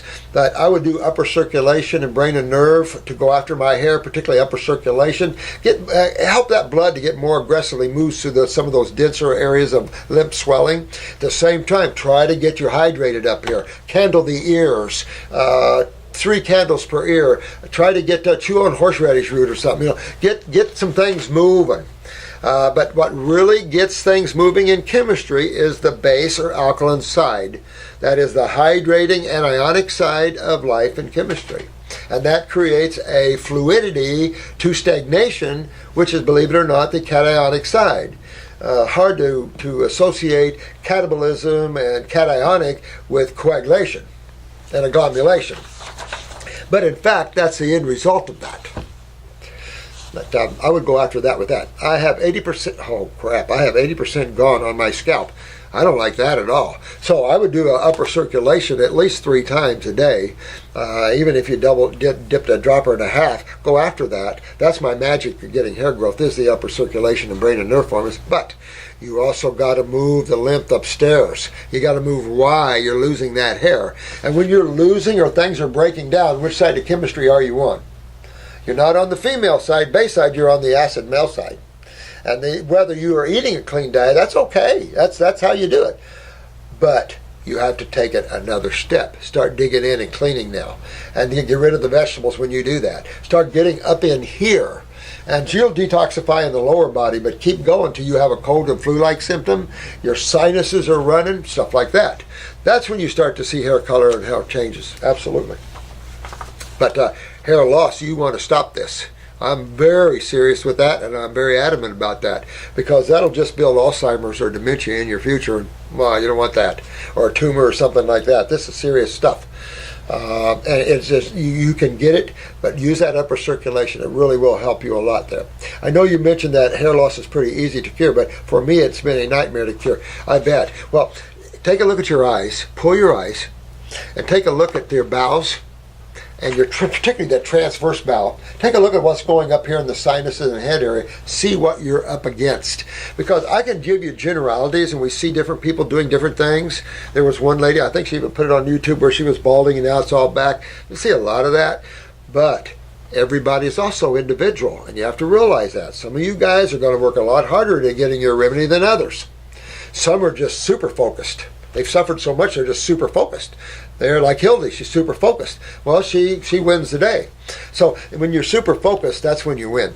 And you just get super focused, you get that done, you walk out, you go, did it, done. I've got a good life now, my body's pretty good shape, and I don't have to worry what's coming in terms of that sort of thing. I hope this plant doesn't get to the point where it eliminates all herbs and all fruits and stuff, and then we're back to the little pill again. Remember that? What, a Soylent Green or something like that? That was a movie a long time ago where they discovered what they were doing. People that were dying, humans that were dying, they were just grinding them up and making little green pills out of them and feeding them back to the populace for nutrition. Soylent Green, something like that. So that's what I want you to look at, and I bet it is a nightmare. I've been on the diet for months and still nothing. Get on that upper circulation, honey. Get in the herbs. Get the herbs to work, because diet alone, I probably agree with you, and that's kind of why I got into the herbs, to be honest with you. I just didn't think diet was enough to do it anymore, and that was way back. I got into herbs. Matter of fact, I had the health food stores in the early 70s, and I didn't know that much about them, but I just had this thing. I just had to have all these herbs. I had to have all these herbs. So I built shelves behind my counter where I had the cash register and all that, and I had 300 different herbs. I used Penn Herb Company. I used a lot of herb companies. I had herbs to smoke. I had all kinds of herbs. So I had this little 9-year-old, and he came in about once a week, and he'd always find a book to buy, but he also would go up to an herb and he says, "What's that herb?" I said, "Well, that's comfrey." He says, "What's that good for?" I said, "Well, I hear it's called knit bone. It's good for the bones. It helps to regenerate the bone system and stuff like that. It's highly nutritive and stuff, high in calcium." "Oh, I'll take a little." So I'd get him a little, maybe an ounce or something. He'd go home and try it, read about it, study it. A 9-year-old. His father and mother must have been something else. This guy was so intellectual at 9 years old, as smart as a whip. But I was proud of him. Every day, or every few days or a week, he'd come in, pick another herb. And I thought, wow, isn't that neat? That's really neat. So that's the sort of thing I'm excited about with you younger guys and gals, is learning herbology and just dispelling these myths that are out there that herbs are bad and stuff like that. They are beautiful and they're our saviors. And for someone to do that just shows extreme ignorance, as far as I'm concerned, because I've used them by the gallons. I am the premier herb user in the world. Nobody uses the herbs at the level I do on one person. And I've had everybody experiment with them that way too. Remember, I've had little Shania Twain doing 23 I didn't give them to her. She took them. And she says, "I feel really good at these levels." And so I've had this over and over and over again. So it's not that I promote that, but if people want to go out on their own and they try these, well, this gives us feedback. And so if the tannins and things are that bad, people would have a lot more trouble. I would see liver enzymes going crazy in their blood works and everything else. I will say this. The lymphatic 5s are definitely the hardest hit with alkaloids. Our lymphatic 5s are bloods and pokes, and these are strong alkaloids, no question about them. But they're also tumor busters, and it is night and day to have a formula with them or without them. It's a night and day how the formula performs, particularly poke root. When I first took the poke root for the FDA out of my lymphatic 1, it changed its nature and its ability to be as good as it is, and I said, didn't have some kind words with that. I'm putting it back because it's not toxic. And it's only people that use things wrong. And I use things at totally the proper dosages and everything else, and we never have any trouble. And we're all on the fruits and the berries. We're all these buffers. We're all good. And I tell you, all we get is regeneration. But there are people out there that go over the top. No question.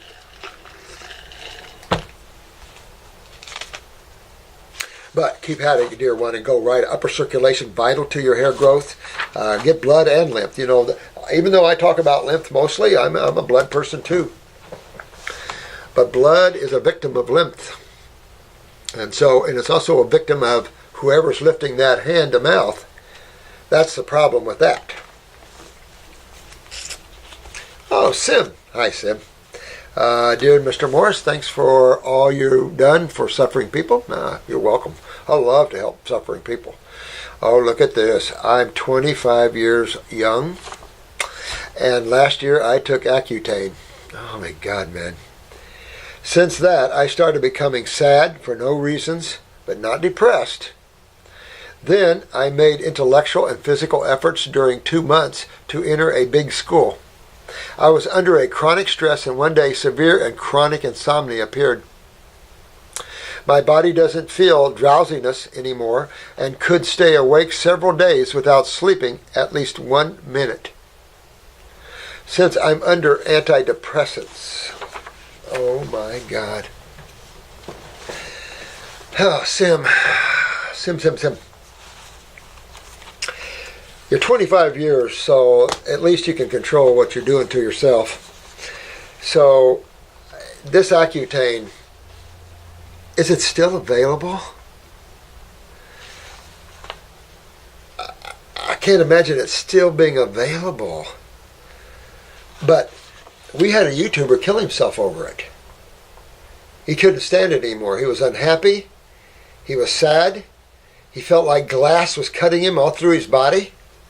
So we manufacture something like that and put something like that out there. If I manufactured an herbal formula like that, and because the FDA approved it, I mean, oh my God. I mean, I don't know where this planet comes off at. This is just sad stuff to me to see the level this planet is. Sad stuff. Oh man. So, suggestion. Well, tendency of these antidepressants and things to have the same effect that you're treating them for, or using them for, I would totally change my idea, my friend. I would go in and totally rejuvenate myself with fruits, berries, and melons. I would get in, I do a glandular for my pineal gland. This is probably a genetics you got in there, and you're seeing that. You might have to think about the pituitary again. You want to get off of this stuff. Obviously, you have skin problems. So then that tells me, obviously, you have kidney and adrenal problems, which is obviously lymphatic problems. So you have to go, as we teach it on here, Sim, get your butt in gear. Get on this raw diet and start going after your kidneys, adrenals, clean up your gut, and get your head drained out of there. I also suggest that you probably do have a pituitary link to this with the pineal gland and obviously some parathyroid. So you want to take a look at that. You want to take a look at parathyroid gland, get away from that, get the fungus out of the body. They can be very depressing. So get on a good detox kit. Get on the first 2 weeks and then go from there. But get on those first 2 weeks. You can back yourself up with a pineal glandular. A pineal glandular, I recommend 1 or 2 caps, 1 or 2 hours BS before sleep. In terms of parathyroid, I recommend one work on the pituitary with that. On an herbal side, maybe sticking a parathyroid glandular 50 milligrams. I think I would do 1 3 times a day. Unless I'm really down, then I would do 2. And I'd hitchhike that with either our superfood blend or a bones formula, high in calcium. And really start wakening everything up. Go after your adrenal glands big time. Start wakening everything up. Wake up your emotions. Wake up everything. Turn everything back on again. Because everything they're getting you is depressing you. Even though they call it they are depressants. And they're just taking you down and down and down, Sim. Don't let them do that. You're better than that. Grab a hold of your world. Grab a hold of your life. Learn how to detoxify yourself and clean yourself. There have been plenty of people do it on this channel. You get in there and you do that. If you need help, you can call in. Appointment is only, $80, $90 or something. I mean, it's not bad to talk to someone, get your feet on the path, have me write you a protocol. That's another way. There's so many ways you can get help with us. There's the Artie group. There's the lifefigs.com and all your questions there. So there's a lot of places you can go, and there's a lot of our friends on this YouTube channel dying to help you and help people. And so we just have to give you the sites, and we're going to put them up more and more so you can see these sites. I asked Chris to get all these sites up on the channel so you guys can go to these people and get help. You can call it a clinic. But don't be alone in the woods. Don't have to be. We're here. You don't have to be alone. Teslim. Wow. Male pattern baldness. Oh, look at this. Another thing here. You could have, looks like genetics in balding, but really, that's just the weakness of cells. Genetics only come into the weakness of cells. And those cells that are weak, they're going. And if you're highly acidic, the problem is, just like your dad or whoever, you have the same, you have these genes, and most of them are lymphatically compromising.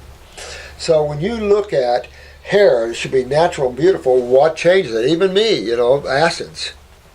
So you just have to look at that. The acid side of chemistry. You can always base your conclusion on 2 sides of chemistry when you understand that chemistry rules everything here. It's not consciousness, it's chemistry that rules everything and its individual states of consciousness. So, I mean, we can get into that and each state of consciousness of each mineral. No one can know that. I mean, we have friends that are shaman that are working with the elemental masters and working with the spiritual beings that work with, more of the elements and plants. And so there's a much greater awareness there, but still, you're talking about levels that freak people out, too. I have to admit there's a lot of this that are high and just hard for some people to cope with. The massiveness of information in the God worlds. Massive. You think this planet is massive? Oh. But the same thing applies. Use upper circuit, brain, and nerve. I like using those together because the brain and nerve form enhances the brain. And if you have male pattern baldness, you have an acid brain and an acid scalp. And nothing good comes of that. From vision problems to hearing problems to olfactory problems, smell, and all these other problems. Dementia, Alzheimer's, can't remember, can't think. I mean, this is big time serious. So you're going after your body, but this is a little far away from the kidneys than, let's say, the prostate or the ovaries or the bowels. So it'll take you a little longer to get up in here and get all these lymph pathways opened up and get the body turned on again. But you can do it. And like I say, use upper circ, brain and nerve, get on your lymphatic formulas, your kidney formulas, and really show the world how you do it. Because people from all around the world are getting their hair back. And if you're not, you want to take a look at that. What are you doing? Not getting up there enough? Are you not detoxifying deep enough? What are you doing in your world? Eating fresh fruits, berries, and melons. Some people have got their hair back with that, but not as much as when they take the herbs. All right. Men and women too. There's no gender. This is a human body. My question is, what do you think about the theory that genetic baldness is caused by dihydrotesterone, a male hormone, testosterone?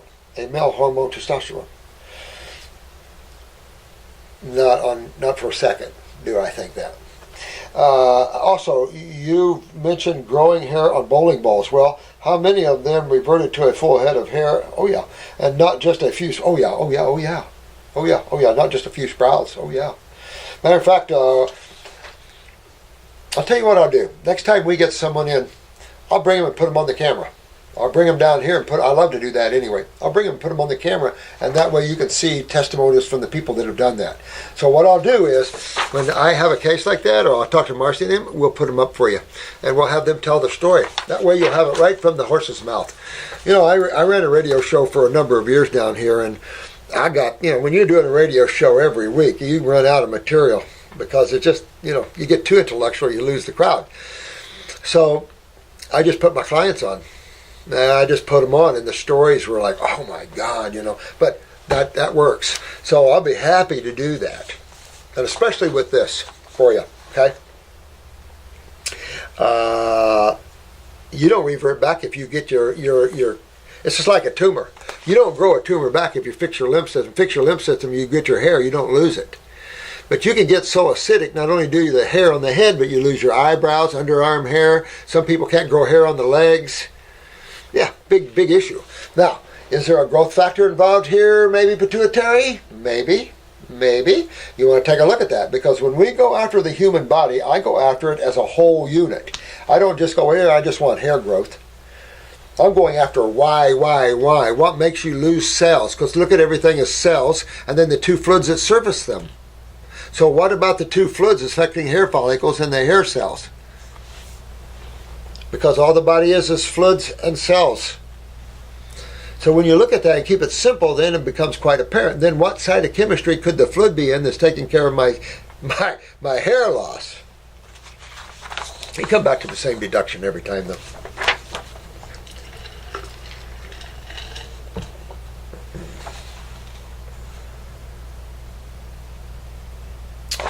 How long did it take to see sprouts of new hair?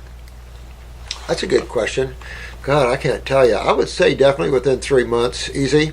You might ask that on one of these channels, because there's a lot of you guys out there I know have grown hair. You've talked to me about it, showed me pictures, and you might want to address this yourselves, because I haven't seen anybody in a while, so I don't keep a track of those sort of things. People come in all the time to the pharmacy down here, and they're always talking about that. I can see people that their hair is turning color again, and we laugh about that. But if you want time frames and stuff, let me get them on the camera for you. But there's plenty out there. You can talk to them over the some of these live fig, isn't it? Raw fig or livefig.com.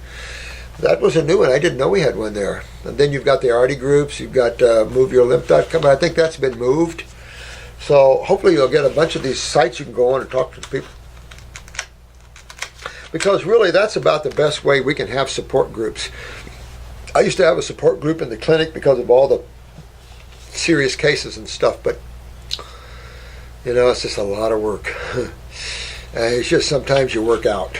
You get, tired of just so much work.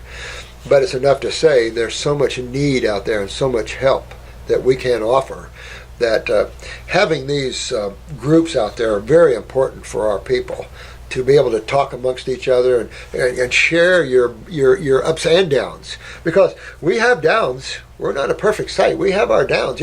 Getting well isn't always a road upwards. There can be hell to pay. Some people push their worlds a little too far, and you can't expect everything to be hunky-dory on your road back. Not on your life. So there's ups and downs on this. And you can't judge it by the downs because there's always ups and downs on things. It's not the downs that the pharmaceuticals give you, though. These downs can flat kill you. So we don't do anything like that. So, look at that and see what we do on that. This is Bob. Hey, Bob.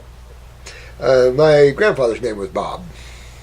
I've been watching the YouTube and learned a lot. Oh, thanks. I quit smoking a month ago. 1,000 thumbs up. Wish you would get a hold of my sister. She has a major addiction and she's in major denial. That's good. I quit smoking a month ago. I'm so proud of you, Bob. That is so cool. You need. This is a big cyber hug for Bob. Cyber hug for Bob. Good job, my man. But I'm still having severe breathing problems, and I think it might be fungal. All right. It could be fungal, but it's probably neurological, man. That's the problem. This comes out of because as you get up into that smoking, you start creating asthma and COPD, emphysema, COPDs. So what is happening is there's some neurotoxicity of smoking, and so now you're shutting down the adrenals, of course, and the kidneys, all the acids in that. And so real serious stuff here.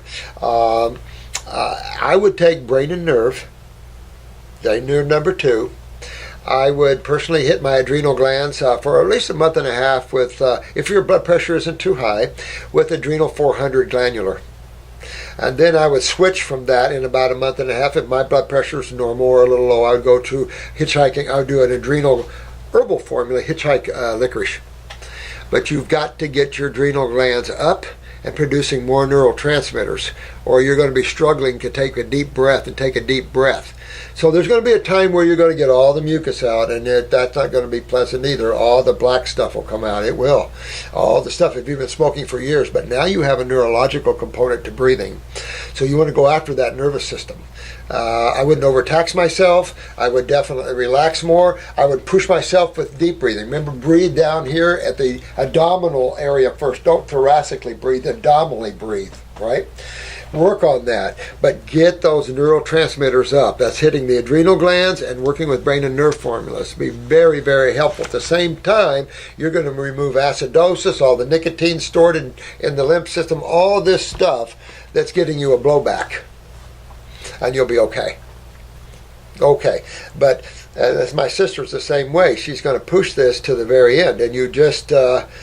it's dangerous because of breathing. Because when you stop and you're used to stimulants of breathing and coffee and everything else, or your nicotines and stuff for breathing and your coffees and stuff, when you stop those,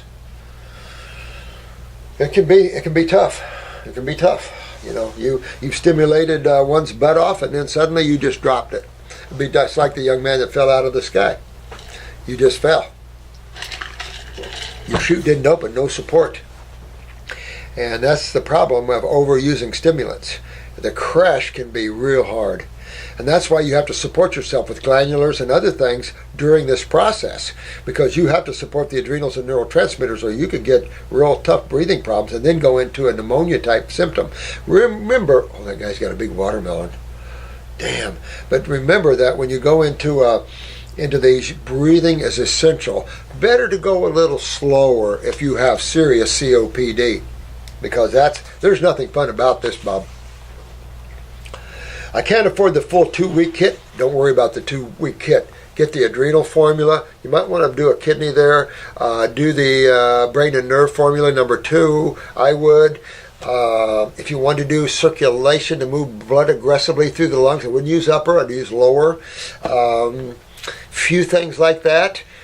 Do the Fab 4 where you at least hitchhike a kidney and a lymphatic formula with that. You can do those things as you get up there, and you can afford to add lungs 2 to this, or get the 3 lung tea and start sipping on it. That'll start breaking up hardened sputum. Now that's a little different than neurotransmitters. You want to get up those neurotransmitters to breathing. That's going to be your adrenal glands. If you fear fungus, go out to Parasite M and take about 2 dropperfuls 4 times a day. You'll feel the difference in about a week to 2 weeks. But I'd really like to take something to help me safe as I change my diet. So doctor, you're right to think about that, Bob. And for you guys working with others, there's a lot of Bobs out here that can push smoking and things like that a little too far, and they're struggling to breathe. And sometimes a little more since they come off of smoking, because you notice you smokers breathe a little better when you start smoking. When you stop, then it becomes hard again. That's stimulants, and that's a world that you don't want, because you get so locked in that world, you have to creep out of it.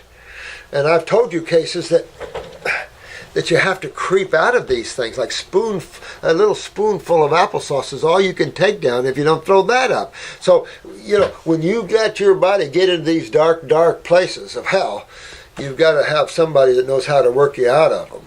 And that's why all these beautiful people on this channel are so good at learning this and working with themselves and others.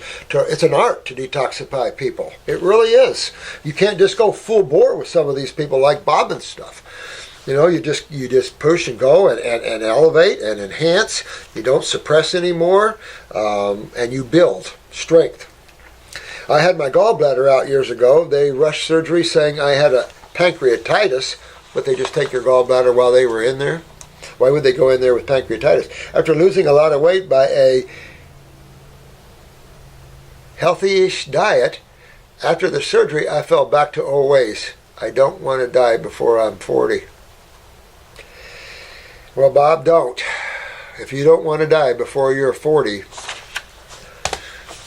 learn all that we teach here, because I'll tell you, everything we teach here is truth. We've been so many years in clinicals, and Marcy's proving it now with all her years here. Tilla's proven it. We've proven it. It's just you guys have proven it. Take care of yourselves. We're here for you, each and every one of you. We have YouTubers are here for you. All you spiritual guys are waking up. I know you want to give. So there's a lot of help here. And just hang in there. Go slower sometimes. But Bob, you got to figure out how you can get this and get this done right. If you have a hard time, maybe we can set up a financial site where people can go to that site and see if there's any help for them.